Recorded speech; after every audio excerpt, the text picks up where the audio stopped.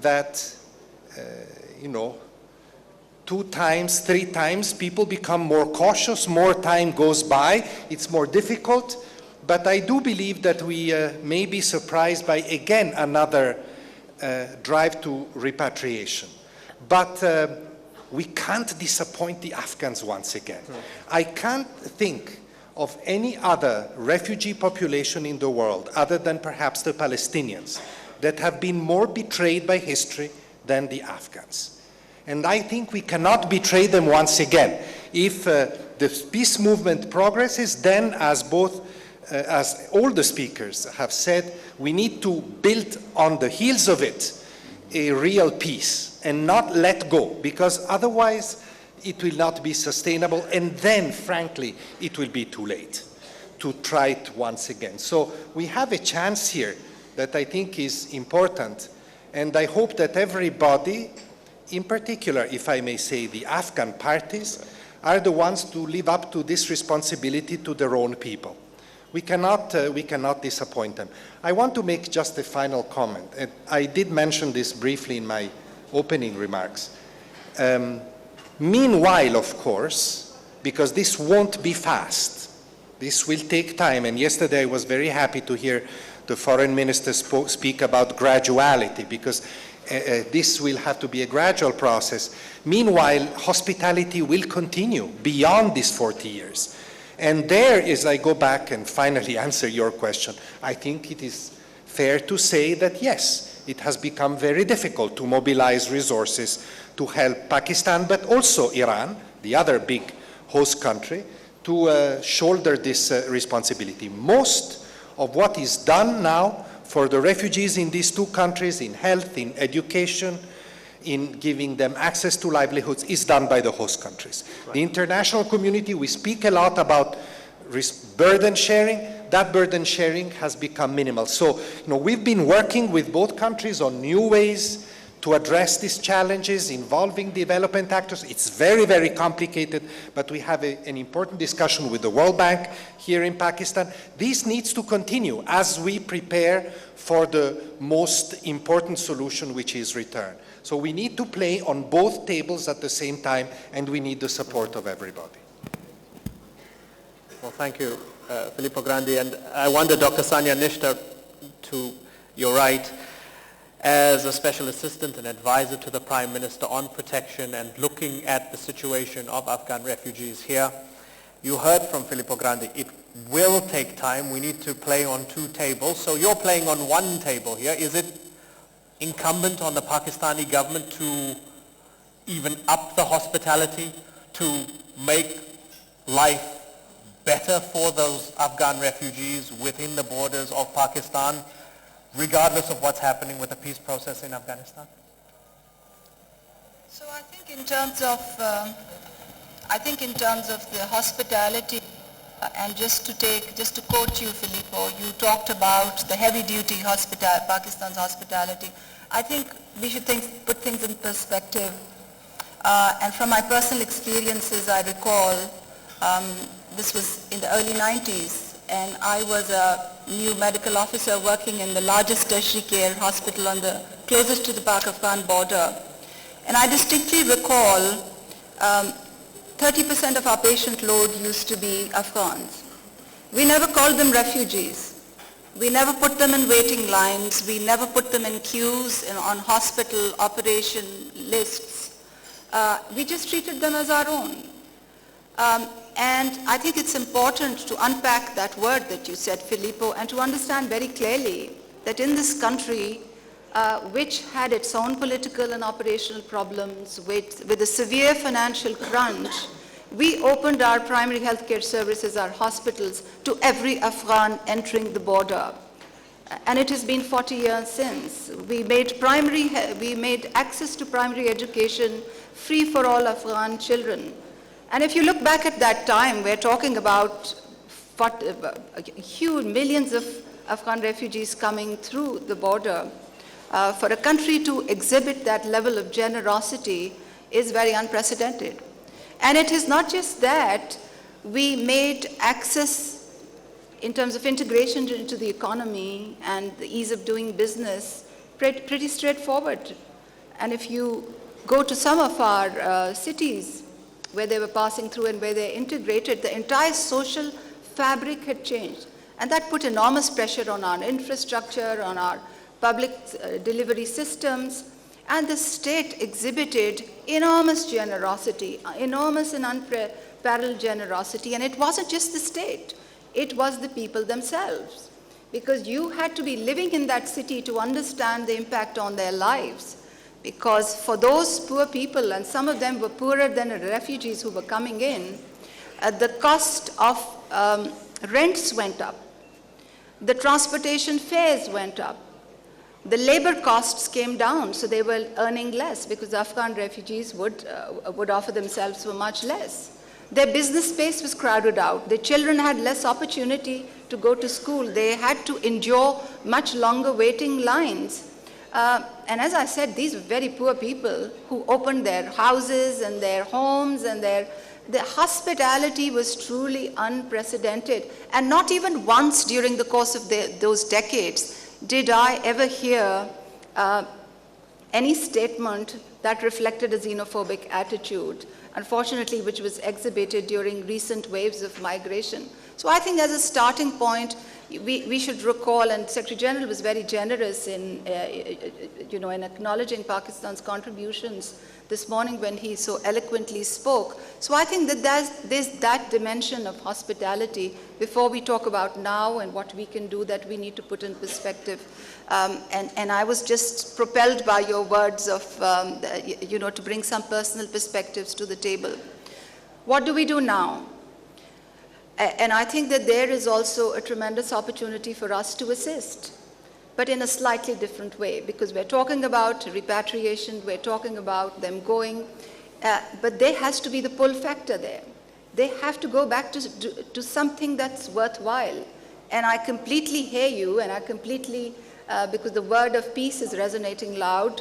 So peace brings investments coupled with the government's ability to accrue benefits equitably will create the job opportunities, and that will make it worthwhile for the Afghans on our side of the border to go back, and that's accepted. But what is it that you can catalyze for the bottom of the pyramid? And that's where the Pakistani experience these days can come into play quite significantly. Because our Prime Minister has a signature initiative called ESAS.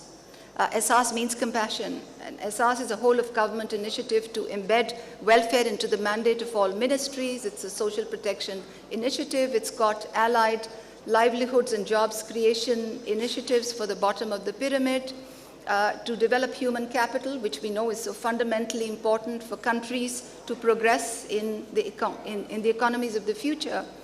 And over the last 1 year, we've recognized that there are some strategic coordinated approaches that you can adopt to catalyze the economy at the bottom of the pyramid. We're very happy to share those experiences with our colleagues across the border. For example, we've realized that by accelerating and expanding the cash transfer program, you can increase people's purchasing power, and that helps small businesses. For instance, we have come to believe that with some of the experiences that we've had with graduating individuals out of poverty, with some of the randomized controlled trials that we've conducted over the last couple of years, and the evidence that has shaped our policy around the graduation of very poor individuals at the base of the pyramid, we've come to understand how to combine asset transfers with interest-free loans with skill building. And we're in the midst of some massive interventions that we're rolling out. In fact, this Thursday, the Prime Minister is going to a very remote village to inaugurate an asset transfer program, which is built on the evidence from a randomized controlled trial, a very large program that we're upscaling. So these are the two pillars that we think are very catalytic for inclusive economic opportunities at the base of the pyramid. There are others that we have deployed at scale.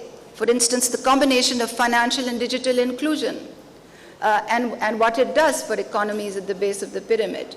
But then with our own experience, we also understand that this is a very complicated business. It's about connectivity, it's about access to handsets, it's about telecom policy, it's about creative content creation.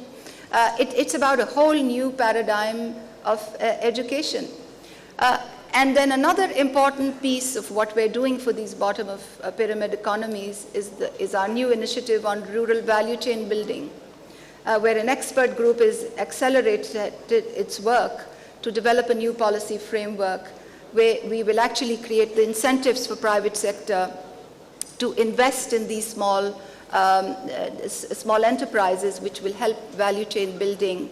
And of course, you layer it up with digital, you layer it up with women interacting with access to handsets, and you layer it up with a handset policy with costs coming down, and there's a whole new opportunity that opens up for the bottom of pyramid. So I just wanted to say that there's innovative, cutting-edge work in a multi-sectoral, coordinated fashion, very much in line with the spirit of the Sustainable Development Goals, very much leveraging the potential and outreach of the private actors that is currently ongoing with various strands and streams. And of course, we have a partners forum where we have all the development partners engage with us to bring to the table where their comparative advantages. And with the leadership of our foreign ministry and the foreign minister, we're very happy to explore how we can technically cascade some of our learnings across the border, because it's fundamental to have the pull there, to have something worthwhile there for these individuals to go back to. Okay, and I guess as we get the initial comments from Harun Shakhansuri and we open it up to further discussion, let me take that and ask you, sir, as the only representative of the government of Afghanistan on this panel, foreign minister in an acting capacity, what about those pull factors? The long and the short of it being that for Afghan refugees, whether they are in Pakistan or Iran or in Europe or the United States or elsewhere, it is not a country worth going back to yet, peaceful enough, stable enough to go back to yet. There's an argument that, well, the Afghan government needs to get its house in order for people to come back. Do you find that a fair argument? Thank you. First of all, I'd like to if you thank, could, as a grateful nation, thanks to the government of Pakistan for the hospitality in the last 40 years, and also thank the UN agencies for supporting our refugees here. I think every single Afghan who lived in Pakistan and also in Iran will never forget the hospitality that we have received in these two countries, especially in Pakistan, majority of us here, and we'll be grateful forever for that. I think we are in a very important juncture of the history. We have two things that we are discussing now. One is peace, and now on this occasion we are discussing the return of our refugees back to our homeland. The challenge that Mr. Filippo has mentioned rightly was we never got these two things right in the past. So we don't need to repeat the history again. Our proposal is that we should get our acts together and we should get these two issues right this time. Therefore, our proposal is that, and this has been discussed with officials of Islamic Republic of Pakistan as well, 2 years ago when ex-Prime Minister Hakan Abbasi visited Kabul and also in different occasions. We do want our refugees to repatriate to Afghanistan back, gradual, and that's what we agreed as well. And for that, we are proposing we should work together, the two governments, Pakistan and Afghanistan, we should work together to have a comprehensive, gradual program for the repatriation of the refugees, which will, of course, consider the pull factors as well, and I'll come to the pull factors in a moment as well, which will discuss every and each single detail, and then we would like to propose that program to be supported by international agencies like UN. I think that's the only viable solution, because if we are talking in silos and we have our own plans in different organizations or countries, and we are not involving the two countries who are the host country and the refugee country in the population here, we will not have a sustainable approach to this, and I'm afraid that we'll be repeating the history again. We are thankful for the support that we have received from the Pakistani side as well. I'm thankful to Foreign Minister Qureshi mentioning it again that they are supportive. This is exactly what we want. We want Pakistan to be our partner in peace process.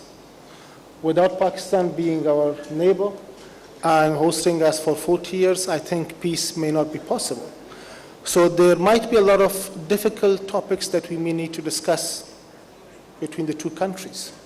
And that should never be considered as a blame game. I think there are issues, difficult topics, and discussions that we need to take place in order to put an end to the 40 years of crisis also in Pakistan that you mentioned, and also the at least 4 decades of war in Afghanistan. The peace in Afghanistan has no loser. It's a win-win for everyone. It's a win of course, for all Afghans first. It's a win situation and winning thing for the region itself. In the last 5 years, the Afghan government has been championing the regional connectivity. We are connected back to Central Asia, and we are offering a lot of connectivity in the part of the region as well. And the urban development plans, the pull factors comes there. The urban development plans are in place. We are going to invest heavily in our irrigation system now, in water management. We are going to have 1.5 million hectares of land newly under irrigation, ready for agriculture. We have been having a lot of refugees returning in the last 3 years as well. The process never stopped. The reason why we didn't have a lot of problems is because of our irrigation is developing now, and we had at least 2.5% increase in our irrigation products as well. And the mining sector of Afghanistan is now open as well for investment. So the discussion that we are proposing with Pakistan together to discuss the refugee issue and create the pull factor requires international support, and we should invest in things which will create economic opportunities and employment generation in Afghanistan. So there is incentives for Afghans to return, and they will have a job. I'll give you just an example. There were Afghan refugees who were in Pakistan, and they were making traditional Afghan shoes here. And we were importing the shoes from Pakistan. They returned in the last 3 years. Now they are producing that in Kabul, and they have a big factory there. So that kind of conditions has to be enabled for them to invest. And we do have proper program for investment as well, for support in irrigation projects and also in mining, and also with UNHCR together on housing schemes for the refugees in Afghanistan. So again, I would like to thank for convening this very important conference. And we look forward to working together with the Pakistani government to discuss the issues that we have, and of course that does not mean any blame game. And I want to use the opportunity to get Foreign Minister Qureshi's response to this. Well, there are two voices. As the Secretary General pointed out, there is a voice who is in business, is the business of war, right? And they have something to gain if the conflict continues. There is a voice that has been enjoying a very exclusive position. And now, with this new arrangement, the approach has to be more inclusive. Who do you want to listen to? The voice of reason. Do we have a choice? My friend is here. Does he have a choice? Do I have a choice? There is no choice but to work together. We have to work in harmony. We have to understand. We have to collectively move forward. We can pick holes. We can point fingers. That will take us nowhere. I think the time has come. And the people of Afghanistan deserve peace, stability, and a bright future. I can assure you, my friend, that Pakistan is ready to partner with you. Pakistan is ready to engage with you. And Pakistan will have a very positive, constructive approach. We do not want to look into the past. Our eyes are set towards the future. So that is why. Thank you for coming to Islamabad. Our hearts are open to you. Our minds are open. We do not sit here with a closed mind, and that is why we have appreciated the role, Zal, you've played. We also recognize how important the role of the United States is. But let me conclude by saying, I think the Afghans, the people of Afghanistan, they're sick of war. They want peace. There could be an element that thinks differently, a minority.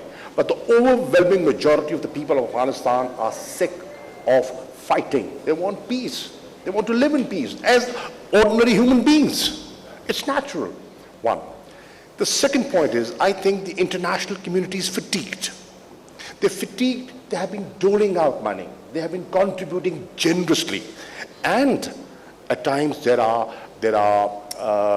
views that the money has not been ideally utilized and there has been wastage, so we have to once again mobilize and convince the international community, you have gone that far, a little more help, post hopefully a peace agreement is vital, is of importance for the resettlement, for reintegration. So you have been so generous and you've paid a huge price. Everyone, every nation has. Most of you people sitting here, your countries have contributed. You've done it for 40 years. A little help at this crucial time will make all the difference. Secretary General Guterres, you're more experienced than I am at noticing these things. Are we seeing some extraordinary diplomacy at play here? I think that there is here an opportunity that cannot be missed for Afghanistan, for Pakistan, but it was said by Ambassador Khalizad and by the Minister, for Central Asia. We can have, with peace in Afghanistan, a dramatic geoeconomic and geostrategic change in the region. This is the region, Central Asia, Afghanistan, Pakistan, this is the region of the great game. The Russian Empire and the British Empire competing.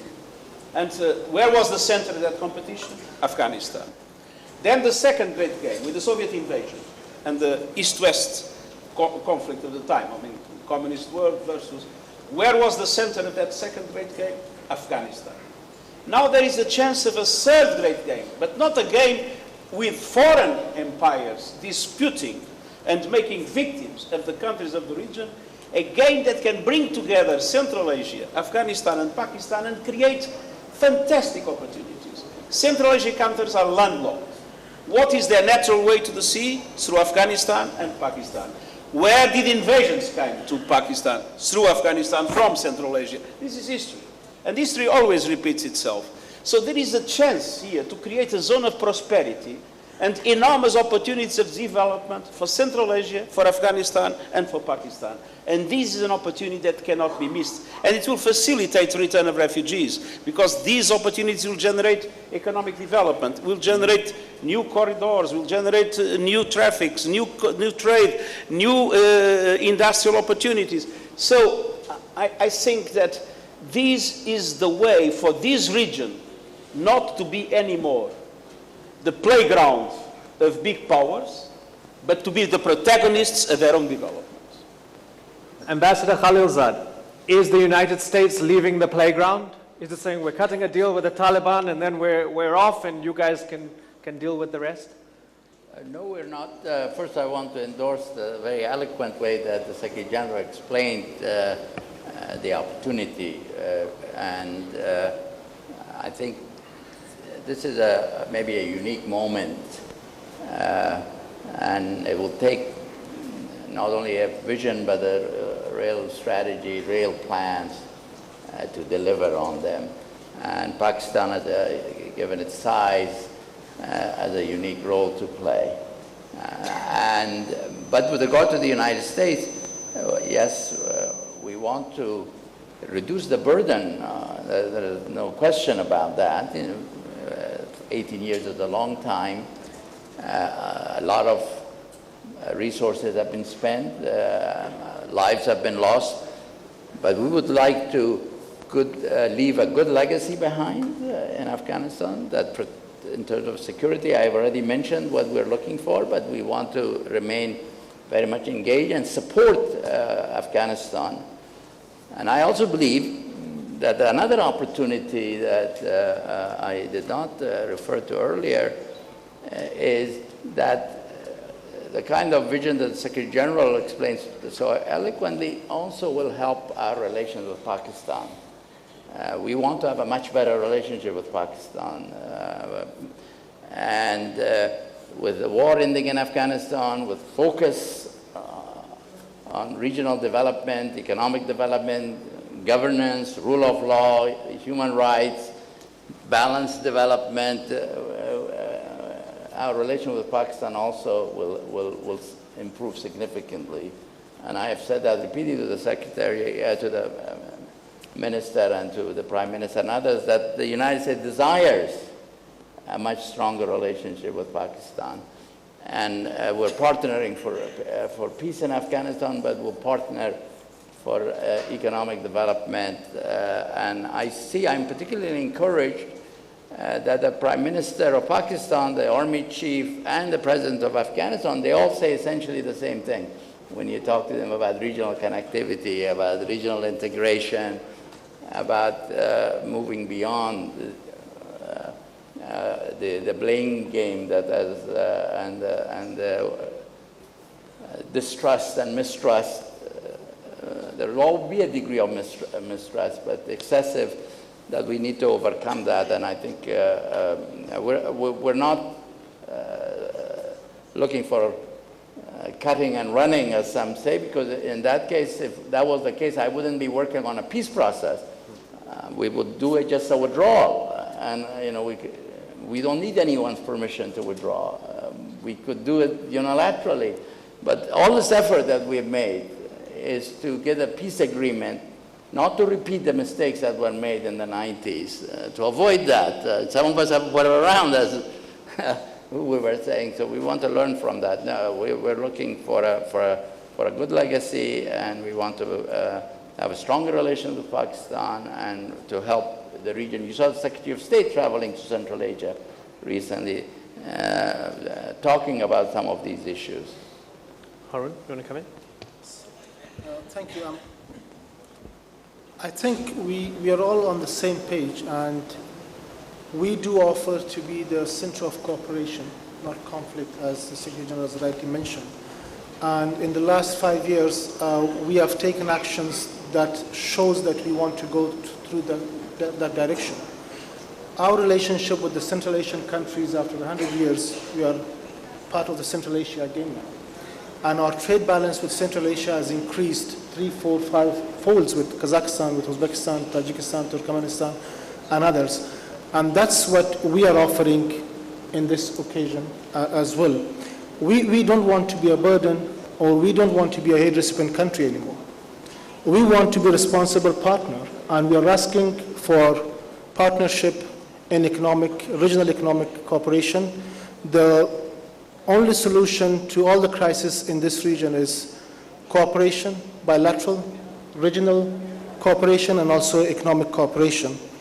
I'm very much optimistic with the environment that is created here, and I hope that these words turn into actions and we see a positive change in this region. Thank you. Filippo Grandi, after everything you've heard here, can Afghan refugees be confident that there's the intention not to betray them by everybody involved right now? I certainly hope so, but of course the proof of this will be in the pudding of all the things that have been said. I was thinking, listening to these very interesting interventions by the ministers, by Secretary General, by Ambassador. Of course, one of the most mentioned words this morning in the opening statements was solution, which is positive. It is great. We want to move towards a solution 40 years after the beginning of this problem. But I think that it is important that as we plan for those solutions, in order to avoid them failing very soon afterwards, in order to build that sustainability, we need to be very strategic in how we implement solutions in general. And I would say that the strategy should be to insert the solution to displacement in the broader strategies that have been mentioned. Regional strategies, economic cooperation. This is, of course, after the peace segment is over, because that's the first one that has to deliver. Then once you create that space, you need to build into it in order to avoid the unsustainability. And on the Afghan side, the minister knows this very well, he mentioned some of it. There are some very important foundations already built.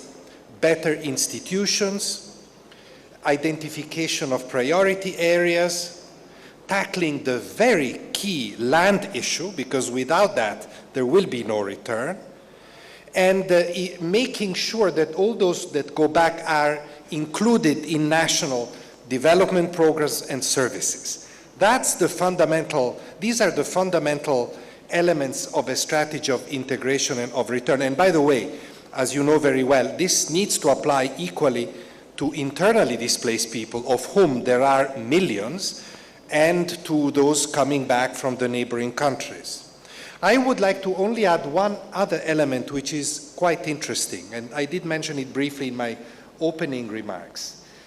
Almost, in a low-profile manner, the three main actors in this displacement issue, Afghanistan itself, Pakistan and Iran, have been working on very interesting tracks in recent years. For example, the identification of unregistered Afghans that are present in both Pakistan and Iran in large numbers. These are not classified as refugees, but they're here. And the issuance by Afghanistan of passports to these Afghans. I say this because this, of course, does not apply yet completely to the refugee component, but if the causes of refuge decline, I think it is important to move also to a better regulated regional migration situation. Migration will continue to be indispensable to Afghanistan. Remittances will continue to be important. But it's important that eventually it moves from a protection framework, a refugee framework, to a migration. We're not yet there, but there are already the elements, and if we think of strategic directions, this should be one of them. Right, and it brings me to a question for Dr. Sanya Nishtar, because as the process of absorbing people, integrating them, making life better for them continues, there are fears from human rights groups and from Afghan refugees who have been interviewed that when you formalize their stay, when you want to identify them and so on, there's this fear that you're going to give me an ID or register me only to force me back. Address that fear for me, because it's something that's brought up periodically by human rights groups, that when you identify formally refugees, one of the side effects of that, or it could be used in order to forcefully push them back home when they don't want to or they feel they're not ready to go back home. Well, I think those fears have to be allayed because we're not living in biblical times. In order to be entitled to any kind of social security benefits or any benefits from the state, or in order to operate in an economy, you need an identity.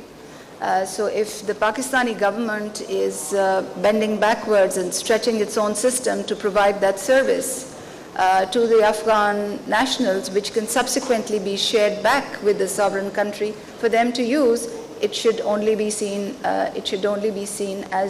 As easing their constraints. I think we need a dedicated campaign around this, because I circle back to that, to the same point. Of course, this is about peace and trade and regional trade and integration and the rest of it.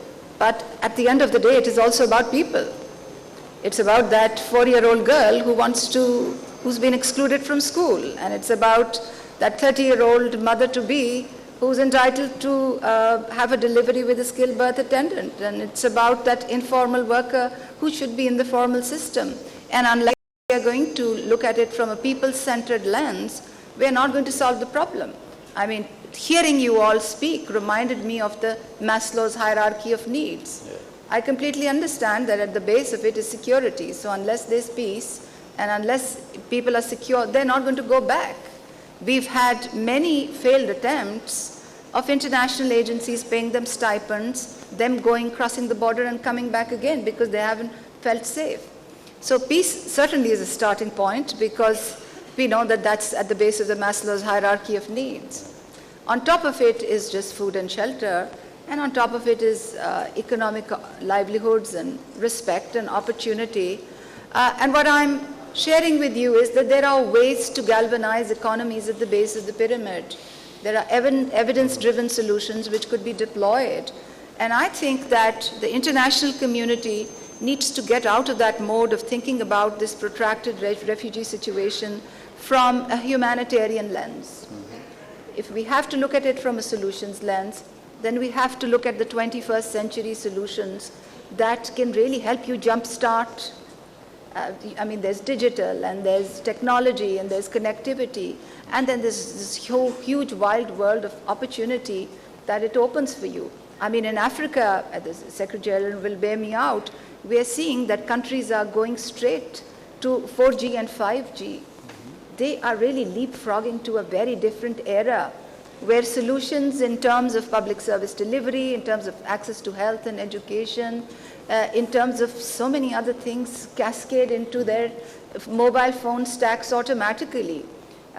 If governments invest in connectivity, in reducing the costs of handsets, a few other strategic things will not just galvanize the economy, but will also benefit welfare in a variety of different ways.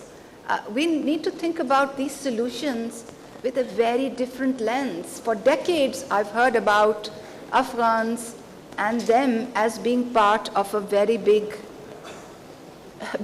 political theater, and that has to change. Right. We need to think of them as people, and we need to deploy the 21st century solutions, which the market knows how to deploy. This is no rocket science. It just requires a new way of thinking. And it's been a privilege and a pleasure just facilitating this discussion as all these ideas come together and we wrestle with these ideas. I'm going to keep to time so there's no knock-on effect and we don't delay every other session for the coming 2 days. However, I'm going to ask the Secretary General, sir, for you to just to wrap us up, to give a direct message to Afghan people displaced from their country. The message now must be a message of hope. I think that conditions are met for peace to be possible. It's the obligation of political leaders of Afghanistan to do everything for this peace that is possible to become a reality. It's an obligation of all neighbors and of all countries that have been involved to do everything possible to make sure that no spoilers will undermine it. And then, based on peace, to have Afghanistan as the center of a region that is a region that has an enormous potential of economic growth, and then provide for the refugees enormous opportunities, not only to go back, but to go back to a country with a future of peace, prosperity, in the respect of human rights. Ladies and gentlemen, it's been an honor and a pleasure. Thank you very much.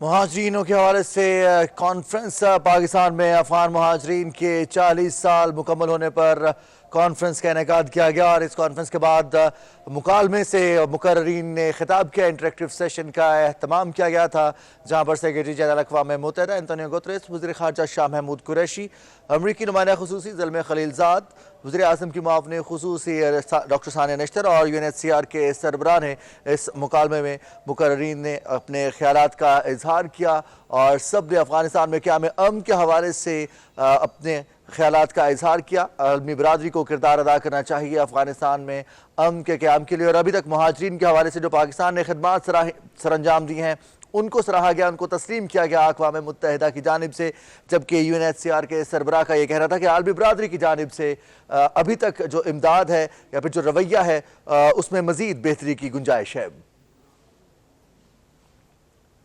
Pakistan television news से अब तक के लिए इतना ही। मज़ीद खबरों और तफसीलात के लिए हमारे साथ रहिए।